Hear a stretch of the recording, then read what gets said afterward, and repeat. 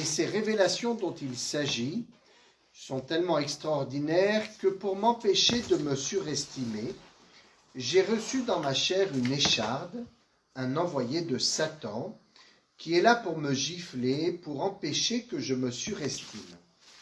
Par 3 fois, j'ai prié le Seigneur de l'écarter de moi, mais il m'a déclaré « Ma grâce te suffit, car ma puissance donne toute sa mesure dans la faiblesse. » C'est donc très volontiers que je mettrai plutôt ma fierté dans mes faiblesses, afin que la puissance du Christ fasse en moi sa demeure.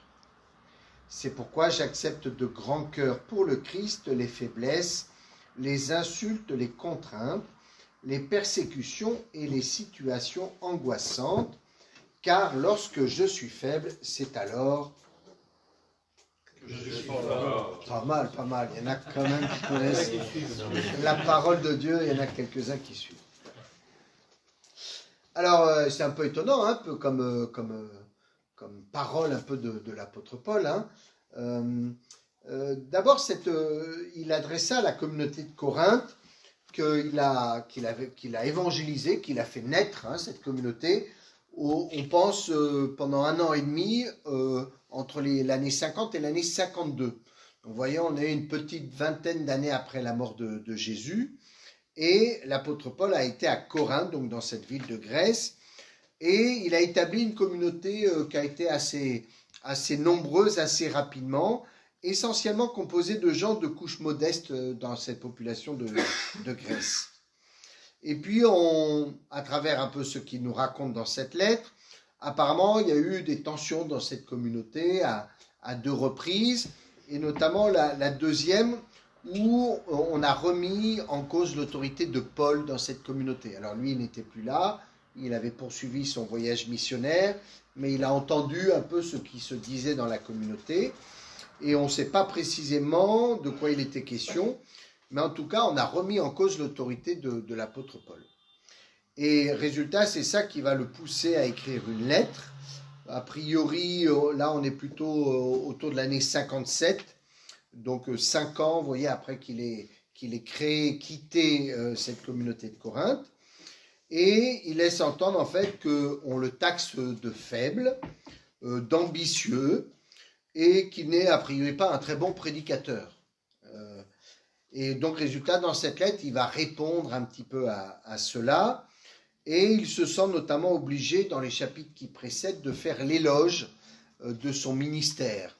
Et de fait, Paul, c'est quand même un homme pas tout à fait banal, parce que c'est à partir de lui que vont se créer un peu dans l'actuelle Turquie, dans l'actuelle Grèce, des communautés qui vont s'implanter assez rapidement et faire naître le christianisme un peu des origines dans les décennies, les quelques décennies qui suivent la mort et la résurrection de Jésus. Alors dans le passage que je vous ai lu et qui nous préoccupe, eh bien l'apôtre Paul, après avoir fait un peu l'éloge de son ministère, nous dit notamment qu'il a en lui une écharde que Dieu a mis dans sa chair pour l'empêcher de s'enorgueillir. Alors ça a fait couler beaucoup d'encre parce qu'on ne sait pas véritablement de quoi il est question quand il évoque cette écharde, mais vous imaginez bien l'écharde que l'on a parfois un peu sous la peau, et puis il suffit de faire un mauvais geste pour qu'elle se rappelle à nous, et que certains gestes n'entraînent pas de souffrance, et puis d'autres nous rappellent un peu cette écharde que l'on a sous la peau et qui parfois donc nous fait souffrir. Certains ont pensé qu'il avait peut-être, à partir d'un certain moment, développé une maladie physique chronique, d'autres peut-être quelque chose de plus psychologique qui se rappelle à lui. Certains ont même parlé d'un bégaiement qui pourrait être un peu à la source de ces critiques sur son manque de qualité de la prédication. Bon, moi, je suis un petit peu surpris parce que je trouve quand même qu'il avait l'air de s'en tirer plutôt pas trop mal. Mais on voit bien dans certaines communautés qu'il y a des gens qui passent, vous vous souvenez peut-être de cette histoire de certains qui disent moi je suis plutôt de Pierre, moi je suis plutôt d'Apollos, et Apollos a priori c'était un gars qui était un gars très brillant, qui parlait très bien, et donc l'apôtre Paul a peut-être été confronté à à des gens dans la communauté qui étaient très brillants, ou alors des prédicateurs itinérants, comme il semblait y avoir déjà, et où l'apôtre Paul paraissait peut-être d'un niveau inférieur. Mais peut-être, certains ont évoqué peut-être un bégaiement, ou alors peut-être aussi un échec un peu dans sa prédication, et notamment dans la mission de l'Église des origines, notamment dans le fait de voir que le peuple juif ne se convertit pas au Christ. Il y a des juifs qui vont se convertir, mais ça restera toujours pour l'apôtre Paul, il le dira dans d'autres textes, le fait de voir ses frères de race, lui qui était d'origine juive, ne pas accéder à la connaissance du Christ, de ne pas le reconnaître comme le Messie. On sent que chez lui, il y a une vraie souffrance un peu devant cela. Alors précisément, cet écharpe, on ne sait pas de quoi il est question, il y a eu plein d'hypothèses, mais toujours est-il que l'idée un peu nous dit qu'il souffre un peu de quelque chose qui semble revenir un peu de temps à autre d'une manière un petit peu chronique. Et il nous dit notamment qu'il a demandé à Dieu de faire disparaître cette écharpe et que ça a été sans succès. Ce qui veut nous dire parfois d'ailleurs que certaines de nos prières, même si elles pourraient nous paraître légitimes, eh bien, ne sont pas toujours exaucées. Là, par rapport à la souffrance que semble vivre un peu Paul, ça pourrait être légitime que Dieu lui permette soit une guérison si c'est physique, une guérison peut-être intérieure s'il y a quelque chose de plus psychologique, mais en fait, il n'a pas été exaucé dans son désir de voir disparaître ce mal qui le fait souffrir. Et il nous dit là alors qu'il a reçu de Dieu cette phrase. Alors, qu'est-ce que c'était peut-être dans la prière, hein, on évoque, et vous avez entendu quand j'ai commencé à lire le texte qui y a autour de cette phrase, ça commence par « et ces révélations dont il s'agit sont tellement extraordinaires ». Notamment, il semble évoquer avoir eu un peu dans les années précédentes, ce qu'on pourrait décrire comme une expérience mystique, hein, très forte, qui semble avoir beaucoup saisi. Et il semble avoir vécu un peu une relation à Dieu très profonde, quelque chose qui l'a beaucoup marqué. Et donc peut-être probablement que dans la prière, il a reçu dans son cœur cette phrase qui est donc la suivante. Dieu qui lui dit « Ma grâce te suffit, car ma puissance donne toute sa mesure dans la faiblesse. » Ma grâce te suffit, car ma puissance donne toute sa mesure dans la faiblesse. Alors, il est question d'abord de la grâce. Qu'est-ce qu'on appelle une grâce, hein? C'est, on peut dire, une faveur que Dieu nous fait d'une manière gratuite. Et il nous dit, eh bien, ma grâce, il dit ça à l'apôtre Paul, ma grâce te suffit. Ce que je te donne, la faveur que je te fais ou que je te ferai, te suffit. N'aie pas peur de me faire confiance. Tu as peut-être d'ailleurs tendance à vouloir te débrouiller seul, et on voit que l'apôtre Paul, c'est un homme quand même avec un peu de tempérament, qui semblait savoir où il voulait aller. Quand on regarde un peu ses différentes lettres, on voit qu'il a eu pas mal de compagnons de route, mais que ça n'a pas duré toujours très longtemps, hein. C'est-à-dire que probablement il y a eu des clashs un peu régulièrement, Timothée, Tite, Barnabé au début, et on nous dit que l'un ou l'autre a fini par abandonner Paul. Parfois il verse un peu son venin sur l'un ou l'autre compagnon qui a fini par lui mettre un coup de poignard dans le dos, un peu des choses dans le genre.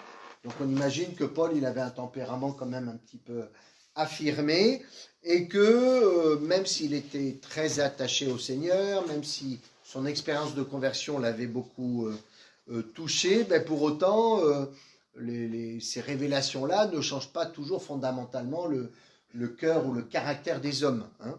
Et donc, c'est peut-être pas tout à fait impossible que Paul avait l'habitude un peu de diriger lui-même sa vie, même d'un point de vue spirituel, de savoir où il veut aller. Et on a vu qu'il a fait tout un tas d'itinéraires. C'était probablement lui qui était un petit peu celui qui donnait et qui prenait la direction. Et d'une certaine manière, Dieu semble lui dire, eh bien, ma grâce te suffit. Hein, ma grâce te suffit. Ne cherche pas constamment à prendre le dessus, à vouloir que se réalise tout ce que tu veux. Tu voudrais que je te guérisse de cette écharde, eh bien, sache que c'est peut-être pas nécessaire, et ma grâce te suffit et te suffira. Hein. Et donc, à travers cette phrase, Dieu l'encourage un peu, on peut dire, à un certain abandon. Fais-moi confiance. Hein, tu as bien dirigé ta vie, même pour le Seigneur, tu t'es beaucoup donné jusqu'à présent. Mais est-ce que tu ne pourrais pas aussi t'abandonner peut-être un peu plus à non pas à ta propre volonté à toi, mais peut-être à la mienne. Et on sait bien que s'abandonner, c'est quand même pas toujours si simple que ça. On voudrait être maître un petit peu de nous-mêmes, et l'apôtre Paul devait être aussi habité un peu par ce désir un peu de maîtrise, un peu d'un certain nombre de choses de sa vie, même si il donnait l'exemple un peu d'un apôtre totalement donné. Et donc, derrière cette parole de Dieu qui lui adresse, il lui dit, eh bien, peut-être que je pourrais maintenant, une fois que tu as bien dirigé ta vie selon ce qui te paraissait juste, eh bien, peut-être que je pourrais enfin te mener sur un chemin qui est celui sur lequel je voudrais t'envoyer, mais que tu n'as peut-être pas tout à fait prévu. Hein. Ma grâce te suffit. Hein. Abandonne-toi, fais confiance. Abandonne-toi, n'aie pas peur de t'abandonner. Et puis dans la deuxième partie, il dit donc, car ma puissance donne toute sa mesure dans la faiblesse. Ma puissance donne toute sa mesure dans la faiblesse. Alors ça renvoie, je pense, à la question de la place de Dieu un peu dans la vie de l'apôtre Paul, mais c'est aussi vrai pour nous-mêmes. Quand on est sûr de soi, quand on est un homme solide, quand on a réussi un peu tout ce que l'on voulait mettre en œuvre dans notre vie, quand on est sûr de nous-mêmes, quand on a tout un tas de capacités, ben en définitive, on n'a pas nécessairement besoin des autres, et parfois même, on n'a pas besoin de Dieu. Hein. On peut même être catho et bien chrétien, aller à la messe tous les dimanches, mais ça peut être quand même moi qui dirige ma vie, hein, d'une certaine manière. Hein. Et là, d'une certaine manière, Dieu fait l'éloge de la faiblesse, c'est-à-dire de l'idée qu'en fait, on aurait à s'abandonner entre les mains de Dieu, entre sa volonté, et d'accepter justement de ne pas être nécessairement le fort, celui dont on veut donner une belle image de nous-mêmes, et qui parfois est une réalité. Nous sommes parfois solides, bien dans nos pompes, on sait où on veut aller, et parfois tout nous réussit. Et d'une certaine manière, pour l'apôtre Paul, c'était un peu le cas, hein, malgré les difficultés, bah, il a vécu ses 3 voyages missionnaires, il a créé des communautés, il les a installées, il les a vus persévérer. On peut dire qu'il a réussi aux yeux des hommes quand même un peu ce qu'il a entrepris. Hein. Mais le Seigneur lui dit, si tu prends toute la place, si cette aisance dans laquelle tu es, cette réussite t'amène en définitive à te gonfler d'orgueil, eh bien moi j'ai plus de place. Hein. Et il laisse entendre que nos faiblesses humaines ne sont pas si catastrophiques que ça. Elles sont peut-être le lieu où Dieu peut se manifester. Parce qu'en définitive, lorsque nous chutons, lorsque nous nous rendons compte que nous n'avons pas toutes les qualités nécessaires, eh bien c'est là où nous avons besoin à la fois des autres et à la fois de Dieu. Hein. Et que sous cette question de la faiblesse humaine, et notamment je pense peut-être pour des hommes, c'est pas totalement facile de se montrer faible, ou en tout cas peut-être pas toujours à la hauteur soit de ce que les autres pourraient attendre de nous, ou soit de la pression qu'on se met pour donner une image au niveau un peu de nous-mêmes. Eh ben, le Seigneur nous dit à travers ça, les faiblesses que vous avez, c'est peut-être pas si gênant que ça. Ça va même être peut-être le lieu d'une grâce toute particulière. Si à partir de là, parce que tu reconnais, toi l'apôtre Paul, tes limites, que ceux de la communauté là qui te critiquent beaucoup, c'est peut-être désagréable d'être critiqué, mais c'est peut-être par là aussi que tu peux entendre quelque chose de ce que tu es peut-être au fond de toi-même, pour t'amener à gagner en humilité et à accepter peut-être que Dieu prenne une place plus importante dans ta vie. Hein. Il y a quelque chose de cet ordre-là. Et donc il y a une certaine éloge un peu de la faiblesse à travers cette phrase que Dieu adresse à Paul. Ma grâce te suffit, car ma puissance donne toute sa mesure dans la faiblesse. Et ça, c'est une phrase à méditer. Je suppose qu'on méditera ça pendant les 2 ou 3 jours pour essayer de comprendre un peu ce que Dieu a voulu dire un petit peu à l'apôtre Paul. Alors pour nous, un peu, qu'est-ce qu'on peut retirer un petit peu de ça et de ce passage? D'abord, la question du risque de l'orgueil, hein, qui a priori à la source un peu de la réflexion de l'apôtre Paul. Il dit, pour éviter que je ne m'enorgueillisse, Dieu a mis en moi une écharde. Hein, et donc il a conscience, ou il a pris conscience, qu'il pouvait se laisser gagner par l'orgueil, par la réussite, par le fait qu'on le regarde comme un apôtre du Seigneur, comme quelqu'un qui se donne totalement. Cet orgueil peut aussi nous-mêmes nous habiter. Hein. C'est d'ailleurs l'orgueil, le péché le plus partagé par l'homme, par l'être humain. Je ne sais pas si vous en avez conscience, mais le premier péché aux origines est un péché d'orgueil. Hein. Adam et Ève qui entendent le serpent leur dire « Ah, mais moi je sais pourquoi Dieu ne veut pas que vous mangiez du fruit de cet arbre-là. C'est que si vous en mangez, vous deviendrez des dieux. Être boss à la place du boss, être le grand, le plus fort. Et qu'est-ce que c'est d'autre que l'orgueil, hein? Et s'il y a ce récit au tout début de la Genèse, c'est parce que c'est vraiment le péché fondamental de l'être humain. C'est cette question de l'orgueil. Et donc, pour nous, un peu ce récit où l'apôtre Paul a conscience qu'il peut être gagné par l'orgueil, qu'il peut s'enorgueillir, eh bien, nous avons à méditer peut-être un peu sur cette place de l'orgueil qui peut nous habiter. Nous pouvons être des hommes suffisants. Hein. C'est un synonyme, hein, de l'orgueil. Le suffisant, c'est celui qui en définitive n'a pas besoin des autres. Hein. Parce qu'il est capable de se débrouiller tout seul, il n'a pas besoin des autres. Hein. L'apôtre Paul pouvait peut-être bien être un peu de cet ordre-là, même s'il était habité par une grande foi. Et nous-mêmes, nous pouvons être touchés un peu par cette suffisance. Nous pouvons parfois passer du temps à nous comparer. Et on se compare à celui d'à côté, au voisin, au collègue de travail qui est au même niveau que moi, voilà, à combien d'enfants j'ai ou combien de petits-enfants j'ai, entre 3, 4, 11, 12, voilà. Alors, je dis pas que c'est de l'orgueil, ça, hein, mais voilà. D'une manière générale, la comparaison est souvent là pour nous mesurer quand même un petit peu aux autres. Hein, et derrière, c'est pas rare qu'il y ait un petit peu quelque chose de cet ordre-là. Hein. Et vous vous souvenez peut-être de cette... de Jésus racontant cette prière au temple à la fois du publicain et du pharisien, hein, et avec cette très belle parole du pharisien qui dit, alors qu'il est en train de prier le Seigneur, « Mon Dieu, je te rends grâce parce que je ne suis pas comme les autres hommes, ils sont voleurs, injustes et adultères, ou encore comme ce publicain qui est là à côté de moi en train de prier.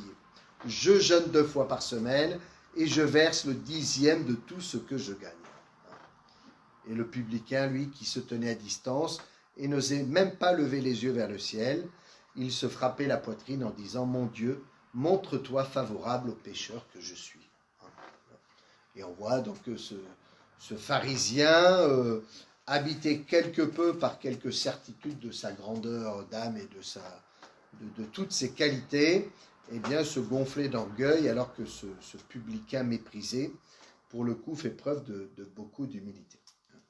Alors, on aura peut-être à méditer peut-être sur cette question un peu de l'orgueil, hein, qui est à l'origine, dans ce passage de l'apôtre Paul, un peu de cette écharde qui lui a été mise un petit peu dans sa propre vie. Cette écharpe, pour nous, ben, elle peut avoir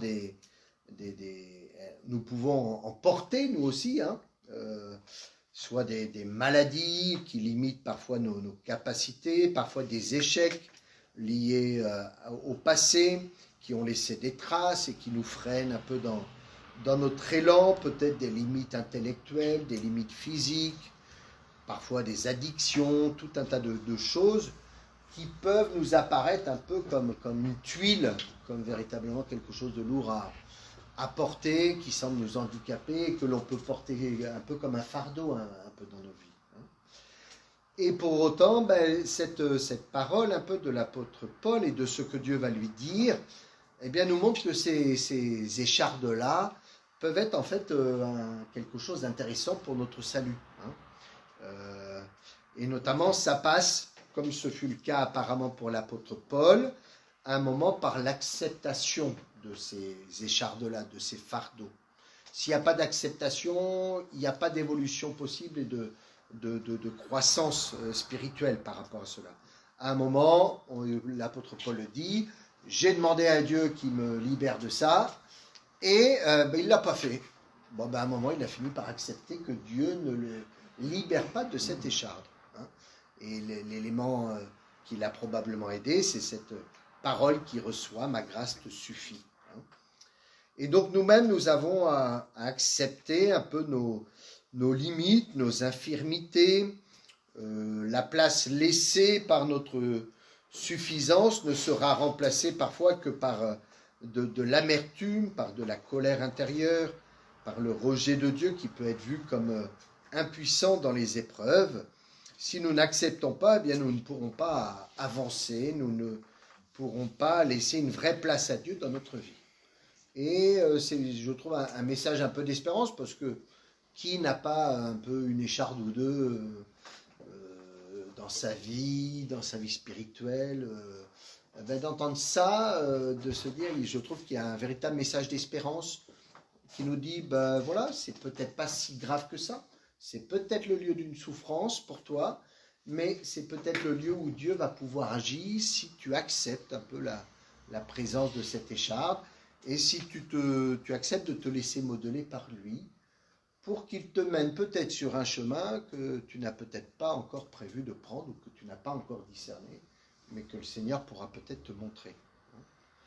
Et on aura peut-être à découvrir, je ne sais pas comment à Bordeaux ils présenteront un petit peu ce cheminement un peu spirituel, mais il y a, je trouve, dans ce passage quelque chose de très beau qui peut nous porter à l'espérance. En définitive, les épreuves et les difficultés de l'existence peuvent être le lieu d'une croissance et qui peut déboucher sur quelque chose de très beau, hein, même si c'est parfois difficile à porter, c'est parfois un vrai fardeau. Et entre hommes, notamment, peut-être, ça ne se fait pas trop. Hein, il faut être le gars un peu solide pour la famille, devant les autres. Pas toujours facile de porter quelque chose de difficile. L'apôtre Paul nous montre peut-être un exemple, et cette parole du Seigneur, nous pourrons peut-être la faire nôtre. Je vous encourage peut-être à la reméditer un peu d'ici là. Là, on a un mois ou un petit mois et demi avant le pèlerinage, de revisiter peut-être un peu ce chapitre, hein, pour bien comprendre ce que le Seigneur a voulu dire à l'apôtre Paul, et il veut nous le dire aussi. Donc, ma grâce te suffit, car ma puissance donne toute sa mesure dans la faiblesse. Amen.